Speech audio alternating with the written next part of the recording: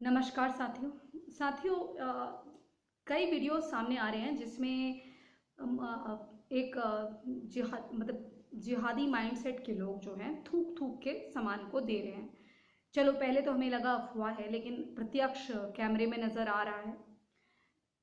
अगर हम नहीं खरीदना चाहते हैं अपनी सेफ्टी के लिए, या हमें साइकोलॉजिकली उस चीज़ को हम एक्सेप्ट नहीं कर पा रहे हैं, जब हम देख ले रहे हैं कि खतरनाक है और ये नोइंगली करा जा रहा है, हम नहीं लेना चाह रहे हैं, तो आप हमें ज़बरदस्ती क्यों कर रहे हैं? मैंने सुना है कि केजरीवाल सरकार ने कई लोगों को जेल में डाल दिया जिन्होंने सामान खरीदने से मुसलमानों से मना कर दिया। क्यों खरीदे भैया हम सामान? इसीलिए तो ये केसेस बढ़ रहे हैं, क्योंकि आप सामान खरीदवाना बंद नहीं करवा रहे, क्योंकि आपको अपीजमेंट करनी है, वोट बैंक की पॉलिटिक्स करनी है। लोग मरते हैं तो मर जाए, क्योंकि हम हिंदू हैं, हमारा तो अधिकार है मरना, है ना? क्योंकि हमें तो वो करना है जो आपने कह दिया। मतलब ये हमारा निजी अधिकार नहीं है कि हम किससे सामान खरीदना चाहते हैं, किससे नहीं करना चाहते। आपने क्यों सारे कॉन्टैक्ट जो है मुसलमानों को ही दे रखे हैं? आप अपनी अपीजमेंट अपने पास रखिए, लेकिन हमें चैन से जीने दीजिए। फिर वो सुनने में आता है कि उद्धव ठाकरे की सरकार है, वहां पर भी कौन थे, उन्होंने सामान लेने को मना कर दिया मुसलमान से, तो जबरदस्ती उनको भी जेल में डाल दिया। क्या कर रहे हैं आप हमें कोरोना से मरवाना चाहते हैं? कोरोना से मरवाना चाहते हैं तो आप एक काम करिए, उनको ला के हमारे घरों में हमारे मुंह में थूकवा दीजिए, और साथ में अपने मुंह में भी हमसे थूकवा लीजिए। आपने तो हद करे कि हमारा ये हमारे किसी भी मतलब पूरे जहां में सिर्फ मुसलमानों को ही आपने मतलब चोर को ही आप कह रहे हैं कि घर की चाबी संभालो और यहाँ का मतलब देखभाल करो। हम नहीं लेना चाह रहे हैं भाई, हम इकोनॉमिकली नहीं सपोर्ट करना चाह रहे किसी ऐसे जने को जो हमारी मौत की अर्थी का सामान इकट्ठा करता हो। हमें नहीं चाहिए ऐसे लोग। तो मैं ये रिक्वेस्ट करती हूँ कि जो ऐसे लोग हैं जो इस तरह से जिहादी गतिविधि कर रहे हैं, हमें उनसे सामान नहीं लेना है। और आप हम पे ये जोर मत डालिए कि हम इस तरह का सामान लें।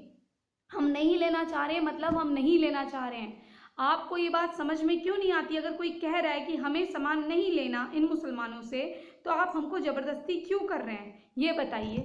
नहीं लेना चाहते हम सामान, तो आप हमें डराएंगे, धमकाएंगे और कहेंगे इन्हीं से सामान लो, और फिर ये थूकेंगे, हम उस सामान को लेंगे और फिर हमें कोरोना होगा, फिर हम मर जाएंगे, फिर सरकार उससे पहले हमारा सरकारी खर्चे पर इलाज होगा। देखिए, आपको तो सरकार से फंड लेने हैं कि आपने उत्तर भारतीयों को भी खिलाना है, आपने दूसरे प्रदेश की सरकार से लेना है, लेकिन आपने उनको पानी का झोल बना के देना है, उनको प्रॉपर खाना देना नहीं।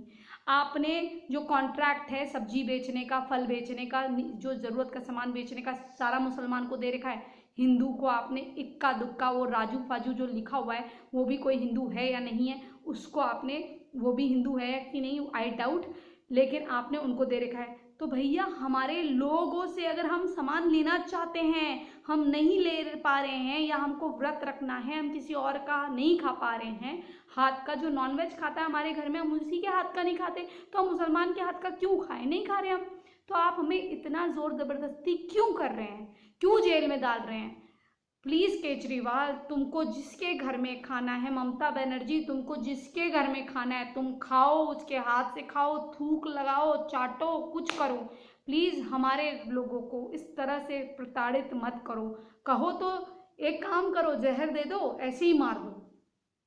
ये डिजीज, ये हॉस्पिटल का नाटक, ये दिखावा मत करो। हमारे लोगों को एक तरह से चाहते हो कि क्वारंटाइन हो, क्वारंटाइन हो तो ये लोग सामान देंगे, इस तरह से थूक के देंगे।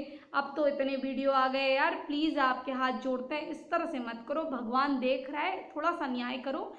अभी तो ये इस्लामिक ताकतें इतनी हावी नहीं हुई हैं जितने तुम अपने चरित्र को चढ़ा इतना दिखा दे रहे हो कि तुम किस गंदे खून से बने हुए हो। थोड़ी शर्म करो, थोड़ी शर्म करो।